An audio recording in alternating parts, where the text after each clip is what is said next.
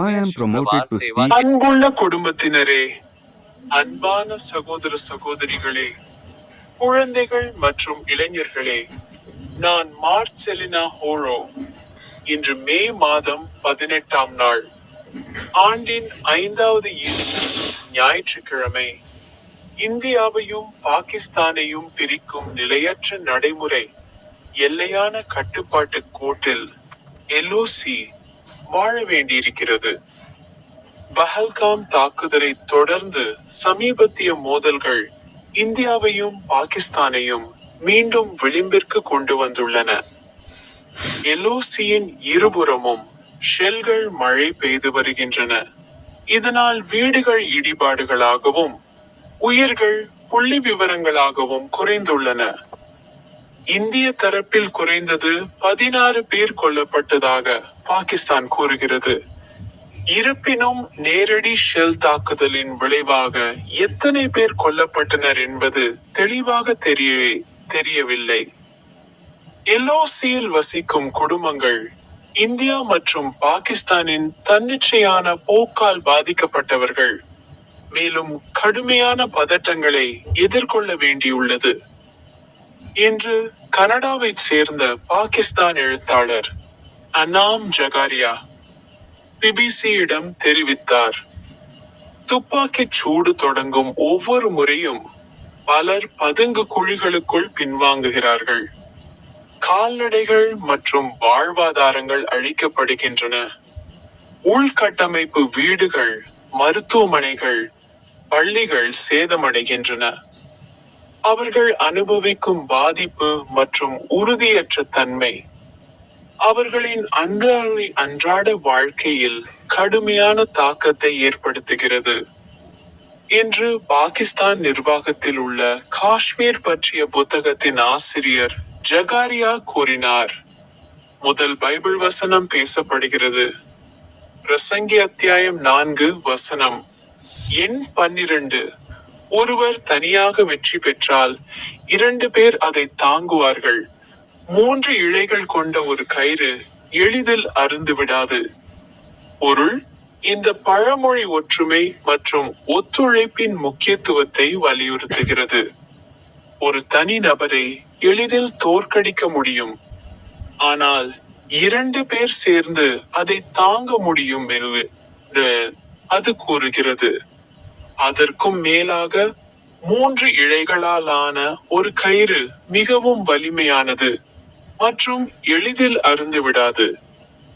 இந்த வசனம் தனித்தனியாகவும் கூட்டாகவும் சவால்களை எதிர்கொள்வதில் சமூகம், கூட்டாண்மை மற்றும் பரஸ்பர ஆதரவின் சக்தியை காட்டுகிறது. அவர் அவரிடம், உன் தேவனாகிய கர்த்தரிடத்தில் உன் முழு இருதயத்தோடும் உன் முழு ஆத்துமாவோடும் உன் முழு மனதோடும் அன்பு கூறு. பொருள்: இது இயேசுவால் கொடுக்கப்பட்ட மிகப்பெரிய கட்டளை. மனிதனின் இறுதி கடமை கடவுளை உங்கள் முழு இருதயத்தோடும் உங்கள் முழு ஆத்துமாவோடும் உங்கள் முழு மனதோடும் நேசிப்பதே என்று இது கற்பிக்கிறது. இது வெறும் உணர்வு மட்டுமல்ல, கடவுளுக்கு நம் முழு இருப்பையும் முழுமையாக அர்ப்பணிப்பதும் ஆகும். இந்த கட்டளை மற்ற எல்லா கட்டளைகளுக்கும் அடித்தளமாகும். 3வது பைபிள் வசனம் பேசப்பட்டது. ஏசாயா புஸ்தகம் அத்தியாயம் 49 வசனம் எண் 10. அவர்கள் பசியோ தாகமோ அடைய மாட்டார்கள், வெப்பமோ வெயிலோ அவர்களை மூழ்கடிக்காது. ஏனென்றால் அவர்கள் மீது இரக்கம் காட்டுபவர் அவர்களை வழிநடத்தி நீரூற்றுகளுக்கு அழைத்துச் செல்வார். பொருள்: இந்த வசனம் கடவுளின் எதிர்கால பாதுகாப்பு மற்றும் அவரது மக்களுக்கு வழங்குவதற்கான ஒரு அழகான சித்தரிப்பு.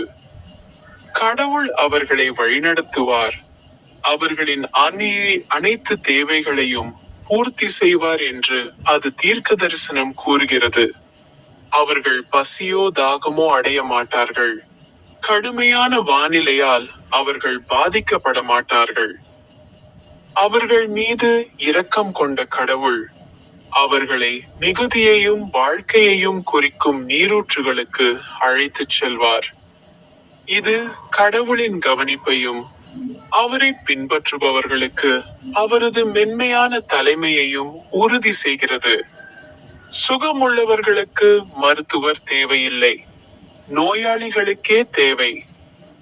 நீதிமான்களை அல்ல, பாவிகளையே மனந்திரும்புதலுக்கு அழைக்க நான் வந்தேன். பாவிகளுடனும் வரி வசூலிப்பவர்களுடனும் தாம் சாப்பிடுவதை எதிர்த்த பரிசேயர்களின் விமர்சனத்திற்கு இயேசு இங்கே பதிலளிக்கிறார். நோயாளிகள் குணமடைய மருத்துவர் தேவைப்படுவது போல பாவிகளுக்கு ஆன்மீக சிகிச்சை மற்றும் மனந்திரும்புதலுக்கும் அவர் தேவை என்பதை காட்ட அவர் ஒரு உவமையை பயன்படுத்துகிறார். தங்களை நீதிமான்களாக கருதி மாற வேண்டிய அவசியத்தை உணராதவர்களை அல்ல, ஆன்மீக தேவையை உணர்ந்து மனந்திரும்பது தயாராக இருப்பவர்களை அழைப்பதே தனது நோக்கம் என்பதை இயேசு தெளிவுபடுத்துகிறார். கடவுளிடமே மகிழ்ச்சி, மகிழ்ச்சி மற்றும் திருப்தியை கண்டறிவது. இறுதி ஆசீர்வாத ஜெபம். இறந்தவர்களுக்காக ஜெபிப்பது என்பது ஒரு பொதுவான மற்றும் பரவலான நடைமுறையாகும். இது பல்வேறு மதங்களில் காணப்படுகிறது. இந்த ஜெபம் பொதுவாக இறந்தவர்களுக்கு அமைதி, மன்னிப்பு மற்றும் நித்திய ஜீவனை நாடுகிறது. ஆமென். எனது யூடியூப் சேனலை மறந்துவிடாதீர்கள்.